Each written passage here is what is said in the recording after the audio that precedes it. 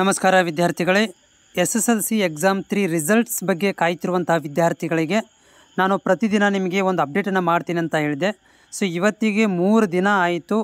13 ತಾರೀಕಿಗೆ ನಿಮ್ಮ ಒಂದು ಪೇಪರ್ ವ್ಯಾಲ್ಯೂಯೇಷನ್ ಸ್ಟಾರ್ಟ್ ಆಗಿರುವಂಥದ್ದು.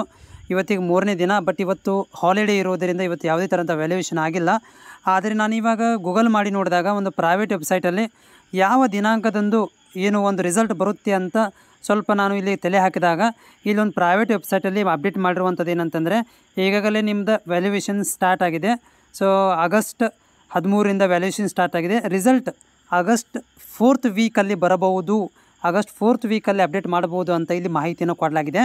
ಸೊ ಇವರ ಪ್ರಕಾರ ಈ ತಿಂಗಳ ಕೊನೆಯ ವಾರದಲ್ಲಿ ನಿಮ್ಮ ಒಂದು ರಿಸಲ್ಟನ್ನು ಅನೌನ್ಸ್ಮೆಂಟ್ ಆಗಬಹುದು ಅಂತ ಇವರುಗಳು ಹೇಳಿದ್ದಾರೆ. ಓಕೆ, ಸೊ ಅದ್ರ ಜೊತೆಗೆ ಇವರು ಅಫಿಷಿಯಲ್ ಲಿಂಕನ್ನು ಕೂಡ ಕೊಟ್ಟಿದ್ದಾರೆ. ಏನಂದರೆ ನೀವು ಲಿಂಕಿಗೆ ಹೋಗಿ ನೋಡ್ತಾ ಇರಿ ಅಂತ ಒಂದು ಕೊಟ್ಟಿದ್ದಾರೆ, ಅಥವಾ KSEAB.karnataka.gov ಕೂಡ ಆಫಿಷಿಯಲ್ ವೆಬ್ಸೈಟ್ ಇರುತ್ತೆ, ಅಲ್ಲಿ ಕೂಡ ಅಪ್ಡೇಟನ್ನು ಮಾಡ್ತಾರೆ, ನೋಡ್ತಾ ಇರಿ ಅಂತ ಇವರೊಂದು ಮಾಹಿತಿಯನ್ನು ಕೊಟ್ಟಿದ್ದಾರೆ. ಇದು ಗೂಗಲಲ್ಲಿರುವಂಥ ಒಂದು ಪ್ರೈವೇಟ್ ವೆಬ್ಸೈಟಲ್ಲಿ ಸಿಕ್ಕಿರುವಂಥ ಮಾಹಿತಿ. ಆಫಿಷಿಯಲಿ ಅನೌನ್ಸ್ಮೆಂಟ್ ಆಗಿಲ್ಲ, 4ನೇ ವಾರದಲ್ಲಿ ಬರುತ್ತೆ ಅಂತ. ಬಟ್ ನಾನು ನಿಮಗೆ ಪ್ರತಿದಿನ ಈ ಒಂದು ಎಕ್ಸಾಮ್ 3ಯ ರಿಸಲ್ಟ್ಸ್ ಬಗ್ಗೆ ಮಾಹಿತಿಯನ್ನು ತಲೆ ಹಾಕ್ತಾನೆ ಇರ್ತೀನಿ, ನಿಮಗೆ ಅಪ್ಡೇಟನ್ನು ಮಾಡ್ತಾನೆ ಇರ್ತೀನಿ. ನಮ್ಮ ಚಾನಲ್ ನೀವು ಹೊಸಬರಾಗಿದ್ದರೆ ಚಾನಲ್ನ ಸಬ್ಸ್ಕ್ರೈಬ್ ಕೂಡ ಮಾಡಿಕೊಳ್ಳಿ.